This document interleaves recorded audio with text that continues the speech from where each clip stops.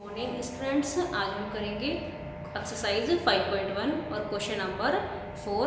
Question number 4 है कि यदि दो बिंदुओं ए और बी के बीच एक बिंदु सी ऐसा स्थित है कि AC बराबर BC, तो सिद्ध कीजिए कि AC बराबर हाफ ऑफ AB होगा। तो सबसे पहले हम इसका डायग्राम बना लेंगे। दो बिंदु बनाएंगे A और B, और ये AB जो है, ये जो AB है वो बिंदु A और B को मिलाने वाला एक रेखाखंड हो गया। अब हमको यहाँ पे C एक बिंदु ऐसा दिया हुआ है कि वो इस प्रकार से है कि AC, ये जो दूरी AC की है वो बराबर है BC के। ये दूरी हमको इक्वल दी हुई है, इसलिए हमने यहाँ पे इक्वल के निशान मार्क कर लिए हैं यहाँ पे। और हमको सिद्ध करके बताना है कि ये जो AC है पूरी हाफ ऑफ AB के बराबर होगी। तो सबसे पहले हमको जो दे रखा है हम वो नोट कर लेंगे। तो हमको यहाँ पे AC बराबर BC दिया हुआ है और हमको ये सिद्ध करके बताना है। तो सबसे पहले हम ये लिख लेंगे, फिर इसके हल में लिखेंगे, जो दिया हुआ है वो ही लिखेंगे हम। तो हमको यहाँ पे दिया हुआ है चूंकि बिंदु C बिंदु A और B के बीच में स्थित है, इसलिए AC बराबर BC होगा। यानी हमको जो दे रखा है सबसे पहले हम उस चीज से ही शुरुआत करेंगे और उसको नोट कर लेंगे। तो यहाँ पे ये जो AB की लंबाई है वो हम कह सकते हैं कि AC प्लस BC के बराबर है। तो हम यहाँ पे लिखेंगे कि AB की जो दूरी है उसको AC प्लस BC के बराबर। अब यहाँ पे देखिए हमको जो सिद्ध करना है वहाँ पे एक तो आना चाहिए AB, एक तो आना चाहिए AB और एक आना चाहिए AC, यानी ये BC नहीं आना चाहिए। तो इस BC की वैल्यू हम यहाँ से लिखेंगे। BC किसके बराबर है? AC के। तो AB की जगह तो हम AB ही रखेंगे, बराबर की जगह बराबर, AC की जगह AC लिखेंगे, प्लस BC की जगह रखेंगे हम AC, क्योंकि BC और AC प्लस AC तो ये हो जाएगा ट्वाइस ऑफ AC, और AB की जगह AB ही आएगा। 2 इंटू हो रहा है AC के साथ में, और इधर आएगा तो डेड हो जाएगा। इस प्रकार से ये आ जाएगा हाफ ऑफ AB बराबर AC के। और यही हमको प्रश्न में सिद्ध करके भी बताना था है कि प्रश्न 4 में C रेखाखंड AB का मध्य बिंदु कहलाता है। सिद्ध कीजिए कि एक रेखाखंड का एक और केवल एक ही मध्य बिंदु होता है। तो क्वेश्चन नंबर 4 में हमने ये सिद्ध किया था कि AC जो है वो हाफ ऑफ AB के बराबर है, यानी इसका अर्थ हुआ कि बिंदु C जो है वो AB का मध्य बिंदु है। क्वेश्चन नंबर 5 में यह सिद्ध करके बताना है कि इस रेखाखंड AB का एक और केवल एक ही मध्य बिंदु होगा। तो हम इसके विपरीत मान लेते हैं कि कि इस रेखाखंड AB का D जो है ये मध्य बिंदु है। तो सबसे पहले हमने मान लिया कि माना D रेखाखंड AB का मध्य बिंदु है। पहले वाले प्रश्न में हमने यह सिद्ध किया था कि जो मध्य बिंदु होता है वो उस रेखा के 2 बराबर हिस्से करता है। तो अतः यहाँ पे हो जाएगा AD बराबर DB के। हम इक्वेशन फर्स्ट कहेंगे, लेकिन हमको दिया हुआ है, लेकिन C रेखाखंड AB का मध्य बिंदु है। C रेखाखंड AB का मध्य बिंदु है,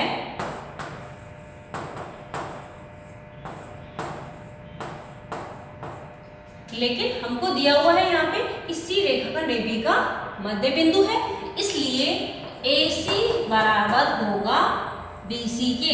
AC और BC दोनों आपस में बराबर होंगे। इसको हम इक्वेशन सेकंड मान लेते हैं। अब हम इक्वेशन फर्स्ट में से सेकंड को घटा देते हैं। समीकरण 1 में से समीकरण 2 को घटाने पर, तो समीकरण 1 में से इस 2 को हम घटाएंगे तो लेफ्ट हैंड साइड लेफ्ट में से घट जाएगी और राइट हैंड साइड में से घट जाएगी। तो लेफ्ट हैंड साइड में यहाँ पे AD है और यहाँ पे है AC। ये हो जाएगा AD minus AC is equal to, यहाँ पे है DB माइनस समीकरण 2 की राइट हैंड साइड में BC है, हम यहाँ पे लिखेंगे BC। अब AD में से BC घटाना है। देखिए ये जो है AD और इसमें से AC, यानी ये घटाना है। AD जो दूरी है वो छोटी है और AD की जो दूरी है वो यहाँ से लेकर के यहाँ तक की दूरी है, ये दूरी छोटी है, और AC जो दूरी है वो यहाँ तक की दूरी है। तो इसका मतलब हम छोटे में से बड़ा घटा रहे हैं। AD दूरी छोटी है और AC दूरी बड़ी है, छोटे में से बड़ा घटा रहे हैं। तो हम जानते हैं कि छोटे में से बड़ा नहीं घटता है, तो यहाँ पे निशान तो लगेगा माइनस का, और बड़े में से छोटा घटाएंगे। तो बड़ा यहाँ पे AC है, इस AC में से इस AD को हमने घटा दिया यहाँ पे, तो हमारे पास में बच जाएगा DC। ये हो जाएगा DC के बराबर। ऐसे ही यहाँ पे db, देखिए ये जो दूरी है वो db है, ये दूरी db है और इस db में से मेरे को घटाना है bc, यानी ये bc में माइनस कर दूंगी, यानी इस पूरी दूरी में से ये है d और ये है b और इस यहाँ पे पॉइंट है c, तो इस पूरी दूरी में से मेरे को ये दूरी घटानी है, तो मैं क्या करूँगी, इसको छुपा लेती हूँ। इसको छुपाने पर मेरे पास यहाँ पे बच गया dc, तो इसी प्रकार से db में से जब dc घटाएंगे तो यहाँ से बच जाएगा dc, यहाँ पे माइनस का dc है, इधर जाएगा तो हो जाएगा प्लस का dc और यहाँ पे बच जाएगा 0 बराबर dc प्लस माइनस का है, इधर गया तो आ जाएगा प्लस का dc, 0 is equal to dc plus dc, तो ये हो जाएगा ट्वाइस dc, तो मल्टीप्लाई में है, इधर आएगा तो डिवाइड में आ जाएगा, तो 0.2 इज इक्वल टू dc और इस प्रकार से dc की जो वैल्यू है वो आ जाएगी 0। इसका अर्थ हुआ कि बिंदु d और c दोनों बिंदु अलग अलग बिंदु न होकर के एक ही बिंदु है, क्योंकि एक ही बिंदु है इसीलिए dc की मध्य की जो दूरी है वो 0 आई है। अतः हम कह सकते हैं कि एक रेखाखंड का एक और केवल एक ही मध्य बिंदु होता है। क्वेश्चन नंबर 6 में हमको दिया हुआ है, ये आकृति दे रखी है और दिया हुआ है कि AC बराबर BD की है, यानी AC ये दूरी AC की है बराबर है BD इस दूरी के बराबर दे रखी है और सिद्ध करके बताना है कि AB यानी ये जो पोर्शन है वो बराबर होगा इस पोर्शन के CD के, यानी ये CD का पोर्शन हो गया और ये AB का पोर्शन हो गया, दोनों को आपस में बराबर बताना है। तो इसके हल में सबसे पहले हमको जो दे रखा है हम उसको लिख लेंगे।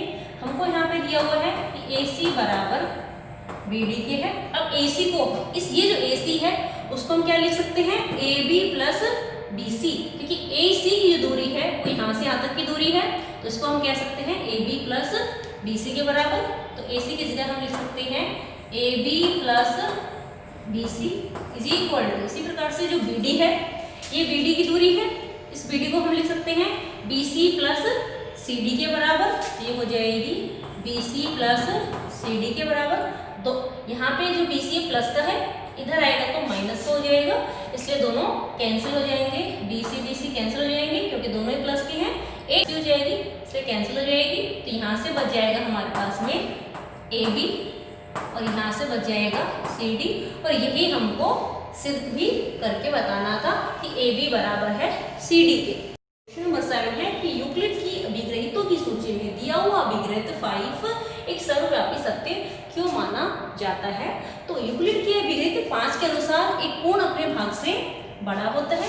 इस अभिग्रहित को सर्वव्यापी सत्य इसलिए कहा गया है क्योंकि विश्व के किसी भी भाग में किसी भी वस्तु के लिए ये हमेशा ही सत्य होता है। इसको हम उदाहरण की सहायता से समझते हैं। जैसे मान लीजिए ये सर्किल है, इस सर्किल के हमने ये 2 बराबर हिस्से कर दिए, तो ये जो हिस्सा है यानी ये वाला जो हिस्सा है, जो हाफ हिस्सा है वो हमेशा छोटा होगा इस पूरे सर्किल की तुलना में। तो इस वजह से किसी भी कोई भी भाग हो, कोई भी वस्तु हो, उसका एक हिस्सा अगर हम तोड़ लें तो वो टूटा हुआ हिस्सा हमेशा ही छोटा होता है उस पूरी वस्तु से, और यह कथन पूरे विश्व में सत्य है। इसलिए इस अभिग्रहित 5 को एक सर्वव्यापी सत्य कहा गया है।